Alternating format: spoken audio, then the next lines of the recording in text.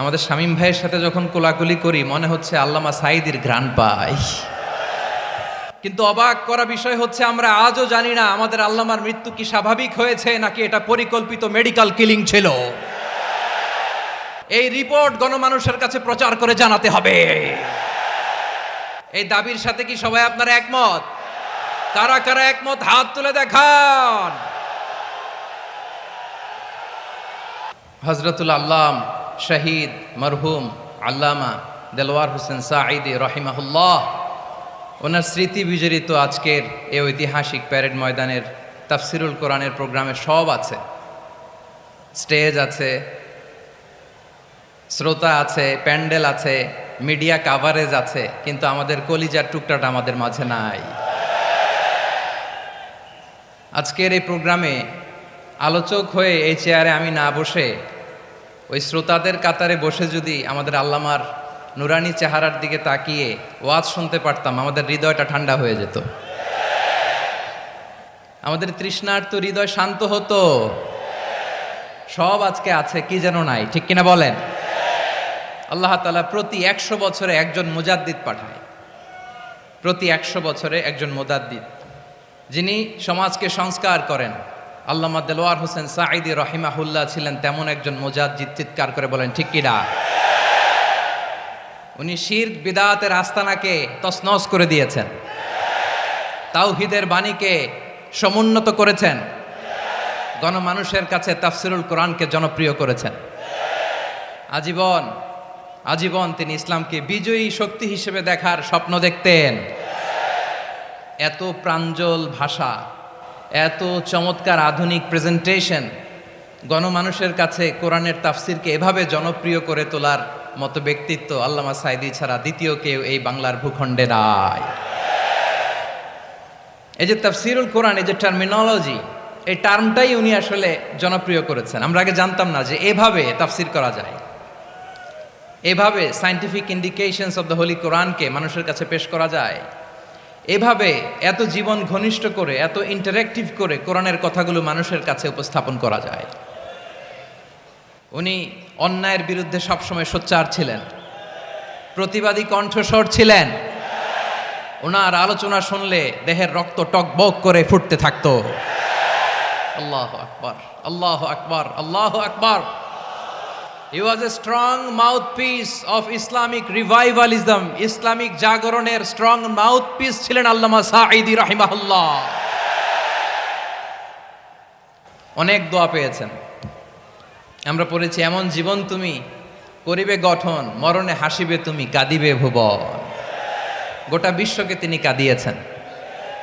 আল্লামা যখন ইন্তেকাল করলেন, আমি তখন মালয়েশিয়া থেকে যুক্তরাষ্ট্রে একটা কনফারেন্সে যোগ দিতে যাচ্ছি, কাতার এয়ারলাইন্সে। মালয়েশিয়া থেকে দোহাতে নামলাম।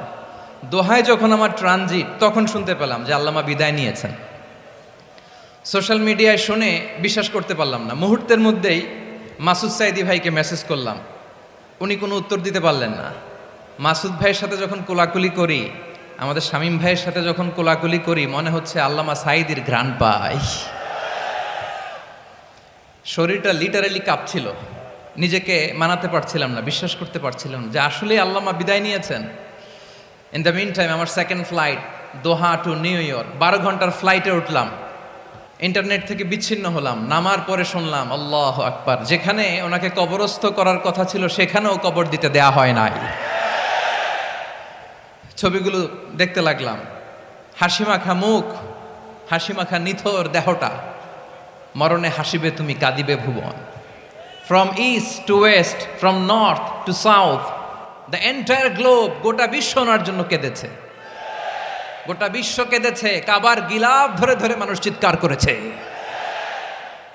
এর চেয়ে শ্রেষ্ঠ মৃত্যুকার হতে পারে? আমাদের আল্লামার আর কি পাওয়ার ছিল বলেন? আর কি পাওয়ার ছিল? কুল্লু নাফসিন যায়িকাতুল মাউত, যারাই দুনিয়াতে আসবে তারা ইন্তেকাল করবে, এটা আমরা মেনে নেই, এটা আমরা জানি। কিন্তু অবাক করা বিষয় হচ্ছে আমরা আজও জানি না আমাদের আল্লামার মৃত্যু কি স্বাভাবিক হয়েছে নাকি এটা পরিকল্পিত মেডিকেল কিলিং ছিল। এটা যে পরিকল্পিত মেডিকেল কিলিং ছিল, এটা ধারণা করার পেছনে অনেক কারণ আছে। তিনি আধিপত্যবাদের বিরুদ্ধে সোচ্চার ছিলেন, ফ্যাসিবাদের বিরুদ্ধে সোচ্চার ছিলেন, রাজনৈতিক প্রতিহিংসার শিকার ছিলেন। এজন্য এটা মেডিকেল কিলিং হতে পারে এ ধারণা আমরা করতেই পারি। আওয়াজ করে বলেন ঠিক কিনা? যেই সময়টা আমরা কাটাচ্ছি, এত সুন্দর সময় বাংলাদেশ আর পাবে না। আমাদের জন্মের পর থেকে এরকম চমৎকার সময় আমরা পাই নাই। এটাই আসল সময়। আমরা ইন্টারিম গভর্নমেন্টের কাছে দাবি জানাই, উচ্চতর তদন্ত কমিটি করে এটা কি হত্যাকাণ্ড ছিল নাকি স্বাভাবিক মৃত্যু ছিল, এই রিপোর্ট গণমানুষের কাছে প্রচার করে জানাতে হবে। এই দাবির সাথে কি সবাই আপনারা একমত? কারা কারা একমত হাত তুলে দেখান।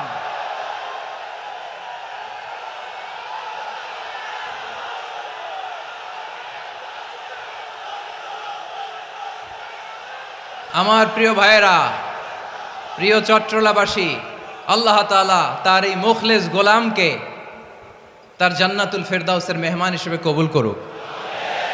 তার জীবনের সকল খেদমাগুলোকে কবুল করুক। জান্নাতুল ফেরদাউসের আলা মাকামে তাকে মেহমান হিসেবে কবুল করুক। আল্লামা শহীদ দেলোয়ার হোসেন সাঈদ রাহিমাহুল্লাহ, উনি ছাড়াও এই ঐতিহাসিক ময়দানে কথা বলেছেন আল্লামা লুৎফুর রহমান রাহিমাহুল্লাহ। চলে গিয়েছেন আমাদেরকে ছেড়ে। তিনি বলতেন, ইনশাল্লাহ মিজান আবার আসবে। হুজুর আমি তো আসলাম, আপনি তো আমাদেরকে ছেড়ে চলে গেলেন। আল্লাহু আকবার, আল্লাহু আকবার, আল্লাহু আকবার।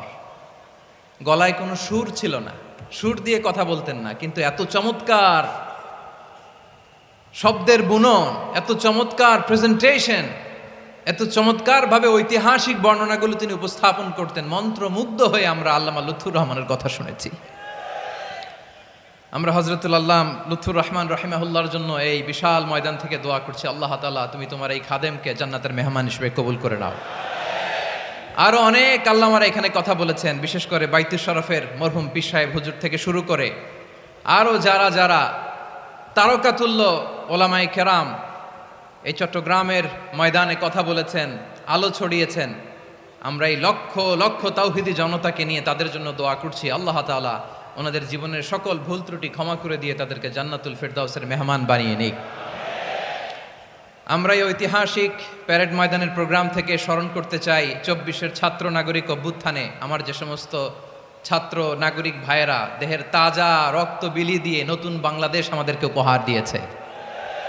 বিশেষ করে আপনাদের এই চট্টগ্রামের শহীদ ফয়সাল, শহীদ ওয়াসিম সহ সকল শহীদকে আল্লাহ তাআলা কবুল করুক। আমরা সবাই পড়ি আমিন।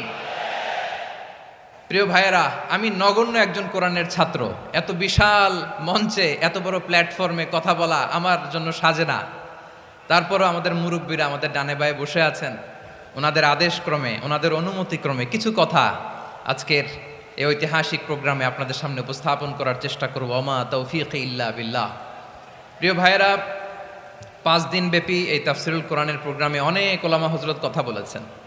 যারা কোরআন সুন্নাহ থেকে আমাদেরকে কোরআনের কথাগুলো শোনালেন, আমরা যেন সেগুলো আমল করতে পারি, আল্লাহ আমাদেরকে তৌফিক দান করুক। শুরুতে আমাদের নিয়তটাকে খালেস করে নেওয়া দরকার। এই যে গ্যাদারিং, এই যে হিউজ শোডাউন, এগুলো যদি আমাদের নিজেদেরকে পরিবর্তন না করে তাহলে এতে কোনো লাভ নাই। জোরে বলেন ঠিক কিনা? এই প্রোগ্রাম যদি আমাদের জীবনকে পরিবর্তন করে, আমাদের চিন্তার ডিএনএ-কে চেঞ্জ করে দেয়, তাহলেই চট্টগ্রামের প্যারেড ময়দান সার্থক। আসুন আমরা চিন্তাকে খালেস করে নেই।